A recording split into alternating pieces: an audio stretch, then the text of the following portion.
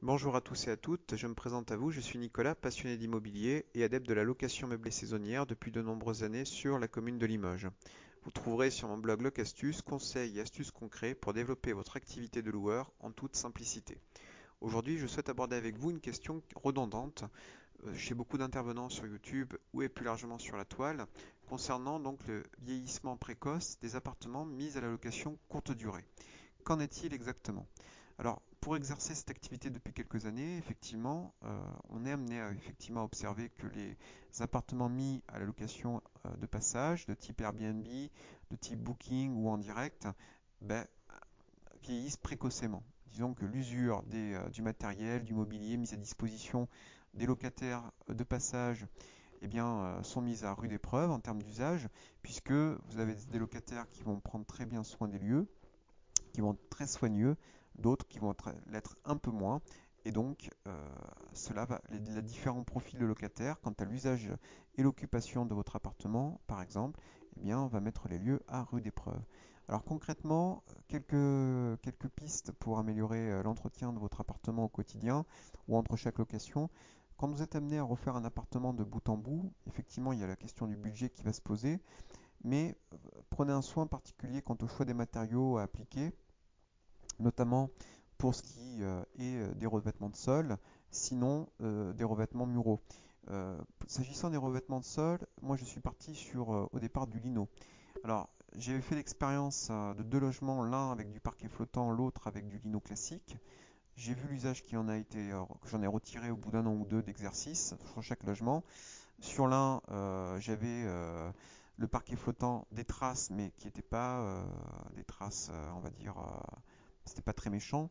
C'était des traces d'usure, mais sans plus.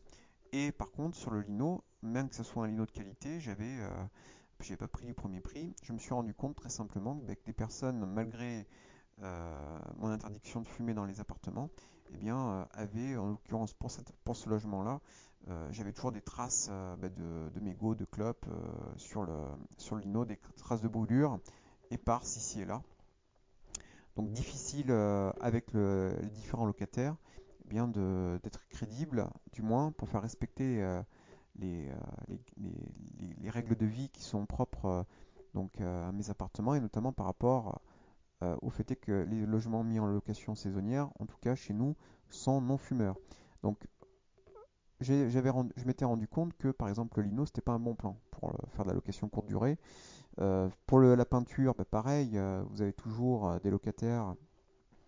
Maintenir un appartement dans un état très propre sur la durée, c'est très compliqué parce que, comme je l'indiquais à l'instant, vous avez toujours des locataires de passage qui donnent des coups de valise sans faire attention, il y a des traces de semelles sur les plaintes, enfin, tout un tas de petites choses qui, au demeurant, sont pas forcément très gênantes, mais qui, sur la durée, font que bah, un appartement que vous exposez avec des photos de qualité, sous un angle aussi beau soit-il, bien vous vous trouvez avec rapidement, au bout de quelques semaines, quelques mois d'exploitation, bah, avec des murs défraîchis, sinon à repeindre ou avec des retouches importantes pour pouvoir rééclaircir les teintes, sinon les rafraîchir. Donc concrètement, ce qu'il faut faire, c'est toujours investir sur de la qualité. Ça peut paraître bête, mais ne lésinez pas. Parce que moi, j'ai refait quelques appartements depuis que j'exerce. Je suis parti sur du milieu, voire haut de gamme, notamment pour les sols. J'ai mis du parquet flottant partout. Aujourd'hui, j'ai plus de lino.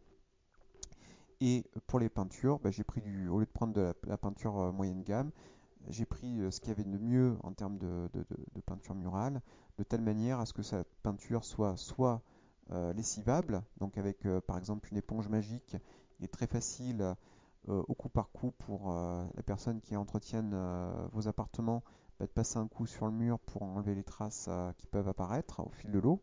Sinon, bah, de faire des retouches avec des pots de peinture que vous pouvez garder sous le coude ou pour la personne qui entretient, avec qui vous donnez en gestion l'entretien des petits travaux de bricolage et de rénovation, bah, vos logements au fil de l'eau.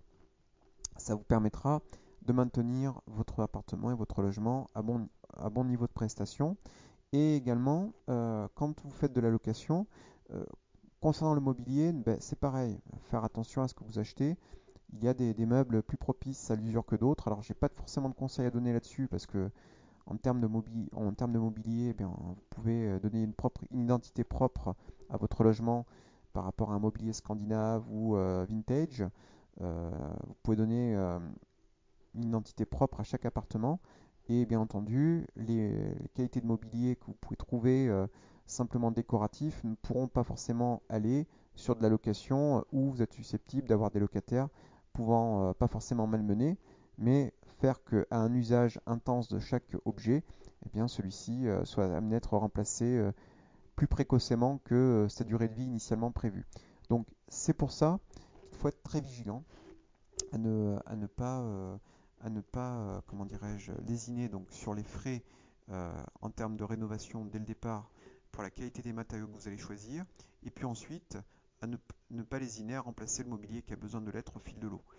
Notamment quand vous constatez que le mobilier dévisse au niveau de son usage, en gros que celui-ci n'est plus propre à être utilisé dans de bonnes conditions.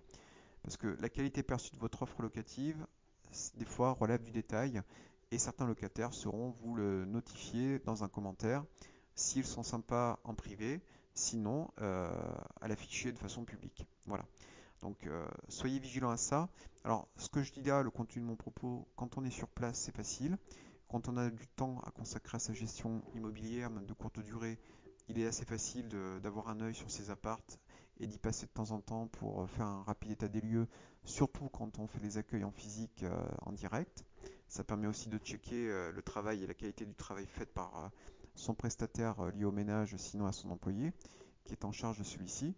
Mais par contre, c'est vrai que ce n'est pas propre pour tout type de gestion, surtout quand vous n'êtes pas sur place, quand votre bien est géré en agence immobilière spécialisée dans la courte durée dans une autre ville, autre que votre ville de résidence, ou sinon quand vous n'avez pas le temps parce que votre activité professionnelle ne vous le permet pas. Donc c'est vrai que malgré tout, mon propos est un propos qui est spécifique à une gestion en direct pour des personnes qui ont le temps quand même de vérifier ce qui se passe au sein de leur location. Donc voilà, moi c'est en tout cas ce que j'ai remarqué à titre individuel. Prenez ça comme vous voulez. J'espère que le contenu de ce sujet vous aura peut-être permis d'y voir plus clair ou d'aller au-delà simplement de la simple visibilité de dire que les choses vieillissent plus vite ou du moins l'appartement et son contenu vieillissent plus vite. C'est une certitude. Après, avec un entretien régulier, dans la durée, ça vous demandera pas forcément plus de moyens que ça et ça permettra aussi bien à votre appartement de durer sans avoir à être refait trop rapidement, à maintenir votre offre locative dans un bon état, votre appartement dans un bon état, tant aussi bien au niveau des murs que du contenu. Voilà. Donc n'hésitez pas en tout cas, si vous l'avez apprécié, à me commenter la vidéo. J'essaierai de répondre à chacun autant que je peux, en fonction du temps qui m'est imparti, comme à chaque fois. N'hésitez pas à faire vivre ce contenu en partageant celui-ci avec vos amis si toutefois il vous a plu. À la liker, bien entendu, le podcast ou la vidéo selon le support que vous utilisez, Spotify ou YouTube. Et enfin, bien entendu, je vous invite à vous abonner sur ma chaîne YouTube et comme son nom l'indique, et bien entendu sur mon blog Locastus pour être mis au courant de mes prochaines publications. Je vous remercie en tout cas à tous et à toutes de votre attention et je vous souhaite à tous et à toutes une très bonne fin de journée. À très bientôt.